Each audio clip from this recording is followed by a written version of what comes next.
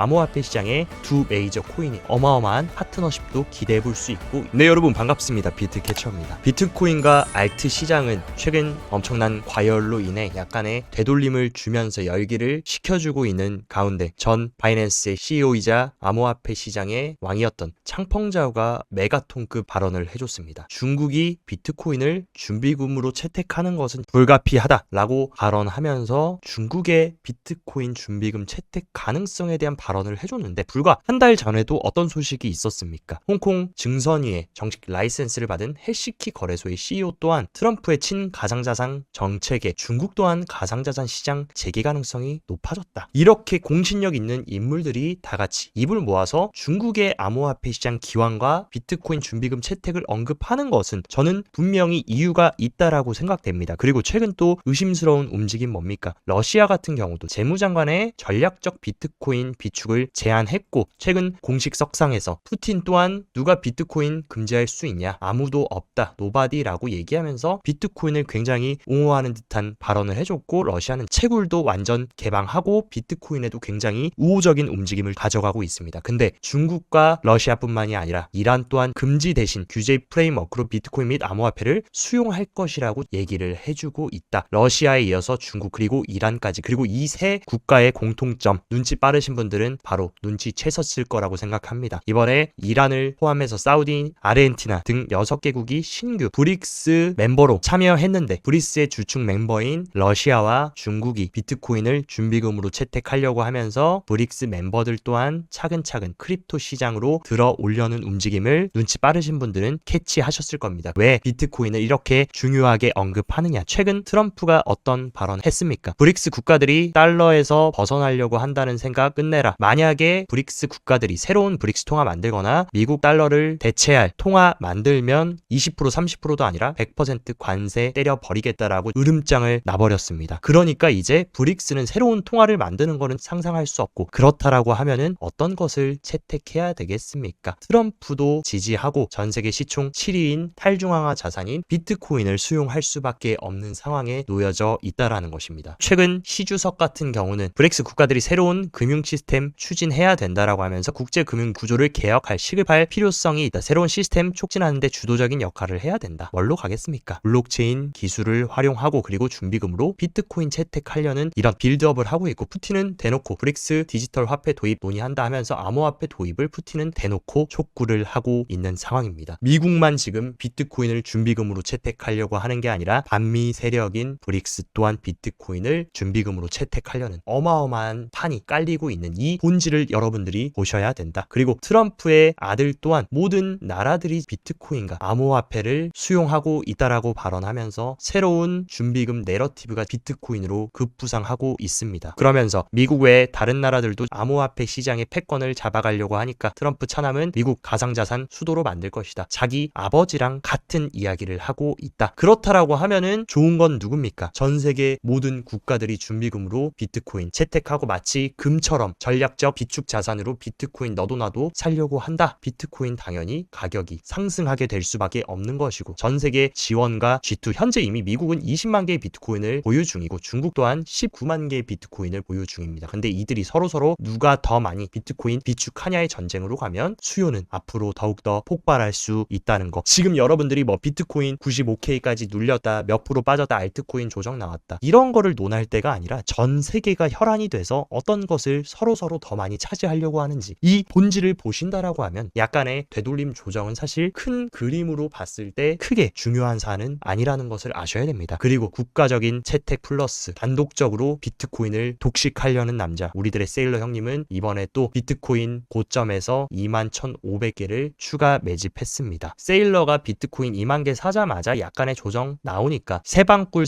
하면서 조롱하시는 분들 계시는데, 세일러는 어떻게 비트코인 샀습니까? 마이클 세일러는 비트코인 가격 따위는 보지 않습니다. 그냥 주머니에 돈만 생겼다라고 하면 그냥 머리 꼭대기든 발바닥이든 무한 매수를 합니다. 지난주에도 세일러가 비트코인 꼭대기에서 매수했을 때 사람들이 왜 이렇게 비싼 데서 사냐, 고점이다 라고 했지만 결국에 시간이 지나니까 세일러가 샀던 가격은 결국에 언제나 옳았고, 세일러는 이런 투자 방법으로 무려 157억 달러의 수익을 내고 있습니다. 그렇기 때문에 여러분들이 너무 단기적인 잔잔바리 움직임에 불장이다, 폭락이다 이렇게 일희일비할 게 아니라 우직하게 비트코인을 믿고 방향만 확실하게 우리가 안다면 조금이라도 내려줄 때는 오히려 위기가 아니라 기회라고 생각하셔야 되는 게 맞습니다. 그리고 언제나 말씀드리지만 모든 자산은 수직 상승하고 수직 하락하는 자산은 전 세계 그 어디도 없다. 올라갈 때도 항상 말씀드리는 이런 식으로 파동을 그리면서 올라가고 내려갈 때도 위아래 파동을 그리면서 내려갑니다. 어쨌든 위에서 사든 밑에서 사든 우리가 궁극적인 방향만 일치한다라고 하면 여기서 사든 여기서 사든 결국에 올라가서 수익을 보면 그만이라는 거. 세일러 형님도 똑같습니다. 결국에 방향은 우상향 할 것을 알기 때문에 오르던 내리던 상관없이 그리고 오히려 눌려주면은 더 싸게 살 수 있는 기회로 보고 매집하니까 이런 어마어마한 부를 비트코인 매수로만 쌓은 남자라는 거. 우리들은 개인들의 데이터를 볼 때가 아니라 이제 비트코인은 기관과 국가적인 자산입니다. 가장 큰 수요단인 비트코인 현물 ETF 같은 경우는 지금 계속해서 연속으로 강력한 유입세가 들어오고 있고 그리고 이더리움 또한 연속으로 유입세가 들어오면서 가장 큰 수요단인 현물 ETF는 전혀 이상 무다. 지금 던지고 있고 팔고 도망치는 거는 최근 찔끔 오르니까 조금 수익 보고 만족하는 그런 개미들이나 던지고 있는 것이지 기관과 고래들은 계속해서 100K 아래에서 비트코인을 매집할 수 있는 건 기회로 생각하고 매집하고 있기 때문에 전혀 문제가 없습니다. JP모건 같은 경우도 11월은 암호화폐 시장에 있어 기념비적인 달이었다. 무려 11월에 암호화폐 시장의 시총이 45%나 급증했다. 이런 식으로 50% 가까이 상승했는데 이 정도 되돌리는 거는 너무나 당연합니다. 아까도 말씀드렸다시피 45% 상승했으면 어느 정도는 과열시켜주고 또다시 여기서 에너지를 모아둬야 더 큰 상승으로 갈 수 있기 때문에 지금의 조정은 결국에 시간이 지나고 나면 기회였고 건강한 조정이었다라는 것을 느끼게 되실 겁니다. 그리고 골드만삭스 같은 경우는 암호화폐 투자를 확대하면서 전문 투자자 대상 서비스까지 강화하고 월가의 거인들은 계속해서 이 시장의 파이를 가져가려고 혈안이 되어 있는 상황이고 특히 골드만삭스가 최근 발표한 보고서를 통해서 미국, 영국, 스위스, 호주, 유로 등등 일부 국가에 허가된 전문 투자자들을 대상으로 암호화폐 서비스를 제공한다. 개인이 아니라 기관을 상대로 암호화폐 서비스를 제공하려고 하고 있고 이를 통해 대규모 자본을 지닌 투자자들이 높은 유동성으로 거래할 수 있는 플랫폼. 그만큼 큰 기관들이 시장으로 들어올 수 있는 그 통로를 골드만삭스까지 만들려고 진입하고 있다라는 것도 매우 중요한 사실입니다. 그리고 SEC의 2인자라고 볼 수 있는 헤스터 피어스 위원은 가상자산 규제 명확성을 제시하기 위해서 SEC가 초크 포인트 접근 방식을 중단할 것을 강조했다. 게리 겐슬러 저격한 거다. 마구잡이식 들쑤시개 그리고 산업 혁신을 저하하는 그런 접근 방식 중단하고 이제부터는 뭐냐 명확한 지침을 제공해서 가상자산 관련 기관들과 협력하고 트럼프의 당선으로 가상자산 규제 환경의 변화가 예상된다. 이제 게리 겐슬러 모가지가 날아가기 때문에 새로운 SEC 위원장이 앉으면 우리 SEC도 가상자산에 친화적으로 움직일게 라고 힌트를 던져준 것과 마찬가지다.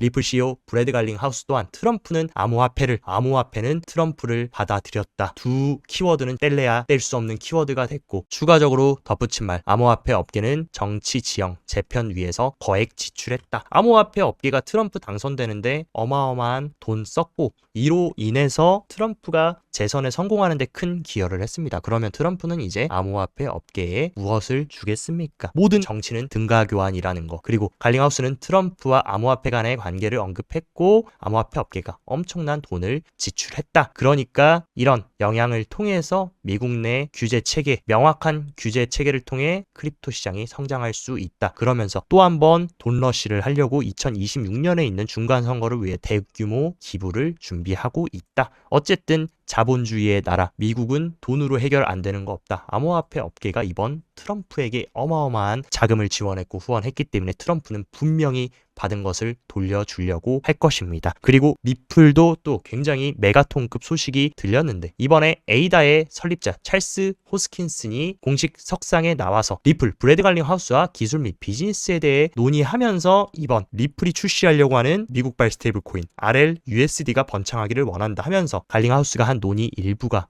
리플의 스테이블 코인 RLUSD를 카르다노에 도입하는 방안을 모색한다. 에이다 네트워크에서 리플 스테이블 코인 도입을 지금 구축을 하고 있다. 이로써 암호화폐 시장의 두 메이저 코인인 리플과 에이다의 어마어마한 파트너십도 기대해 볼 수 있고 이 두 대형 프로젝트가 파트너십을 한다라고 하면 분명히 굉장히 큰 시너지가 발생될 수 있고 그것은 결국에 두 프로젝트의 확장과 성장으로 이루어질 수 있기 때문에 리플과 에이다의 파트너십 부분도 우리들이 이번 사이클에서 계속 추적해 나가야 될 소식이라고 생각됩니다. 그리고 또 한국 투자자들한테는 불행 중 다행인 소식, 금투세와 가상자산 과세가 이제 확실하게 기존에 정한 대로 그땐 폐지되고 2년 유예가 확정됐고 국회를 통과했다라는 소식이 들렸습니다. 이번 계엄 쇼크로 인해서 이 두 가지도 다시 부활하는 거 아니냐라는 불확실성이 있었는데 이것을 완전히 해소시켜 준 것이고 한국 시장 같은 경우는 또 가상자산 시장, 특히 알트 시장에 매우 중요한 역할을 하기 때문에 유예가 확정된 것은 굉장히 전반적인 크립토 시장에 좋은 소식이라고 우리가 볼 수 있을 것 같습니다. 그리고 유명 이더리움 전 개발자인 맥스 레스닉이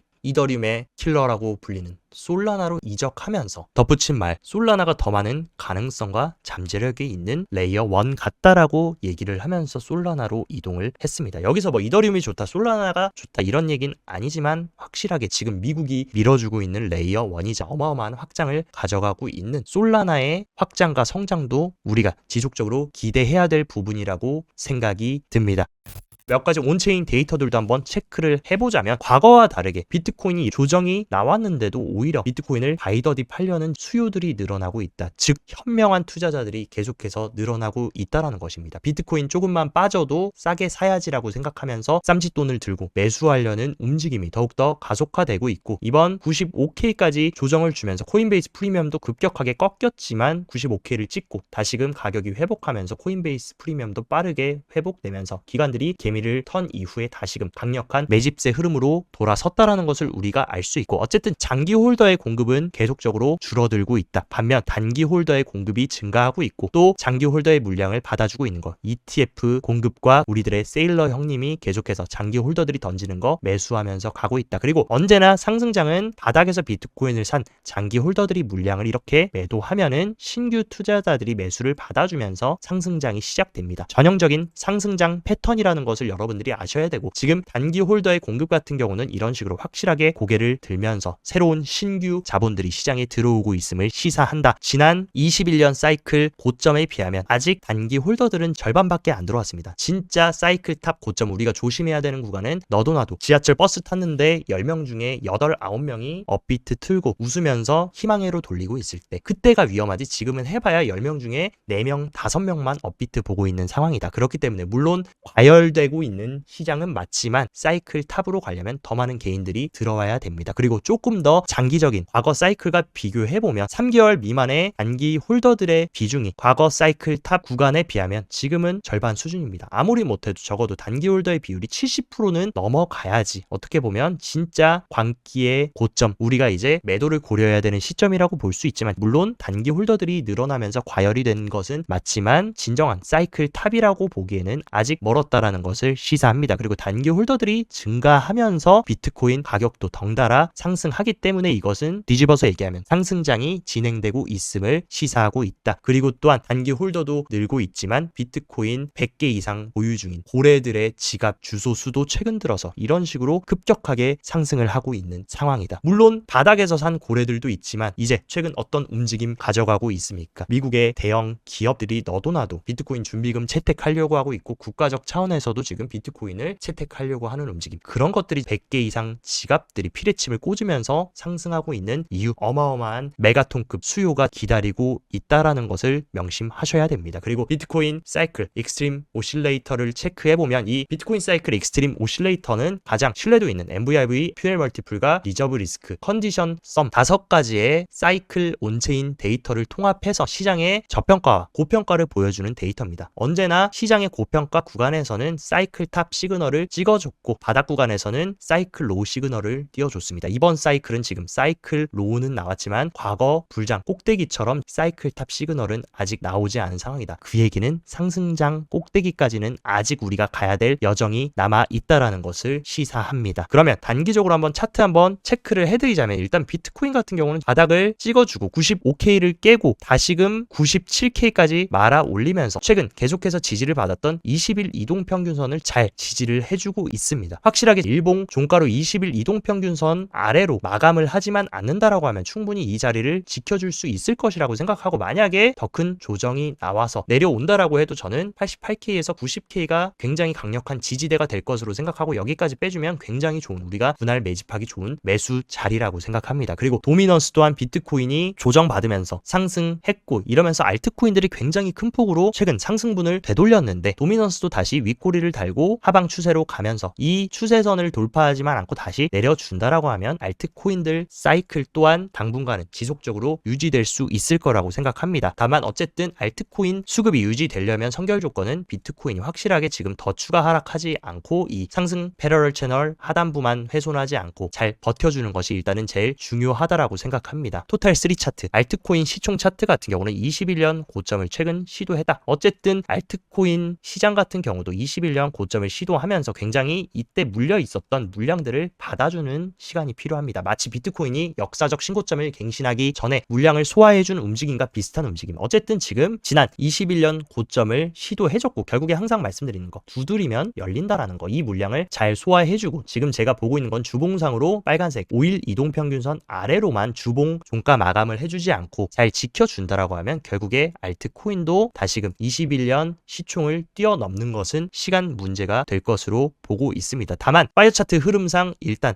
가장 큰 고래인 갈색 고래와 보라 고래 모두 약간의 매도세로 들어오면서 우리가 조금은 추가적인 조정과 눌림은 열어 두어야 되는 상황이고, 일단은 95K의 의미 있는 매수벽이 위치를 하고 있다. 이 구간을 일단은 잘 지켜주는 것이 중요할 것으로 보입니다. 만약에 이 구간을 잘 지켜준다면 상단에는 이렇다 할 강력한 매도벽이 없는 만큼 충분한 수요만 들어와주면 다시금 강하게 올려쳐줄 수 있는 자리라고 생각이 됩니다. 하지만 어쨌든 변하지 않는 분명한 사실은 우리는 지금 불사이클 안에 들어왔고, 이 사이클 안에서는 당연히 파동을 그리면서 우리가 목적한 곳까지 올라갈 겁니다. 이러나 저러나 하루 오르고 하루 빠지고의 포인트를 맞추실 게 아니라 우리는 지금 상승장 안에 있으며 이 상승장 랠리는 현재 진행 중이고 계속 될 것이라는 거, 그 부분만 여러분들이 명심하시고 정진하셨으면 좋겠습니다. 오늘 영상도 시청 진심으로 감사드리고, 영상 도움되셨다 하시면 좋아요, 구독 눌러주시고, 더 자세한 투자 전략 궁금하다 하시면 영상 하단 고정 댓글에 제가 운영하는 크립토 시황 정보방 활짝 열어놨으니까 이쪽에서 시황도 잘 체크하시면서 성공적인 크립토 투자 계속 이어가시길 바랍니다. 오늘도 시청 진심으로 감사드리고 여기까지 비트캐쳐였습니다.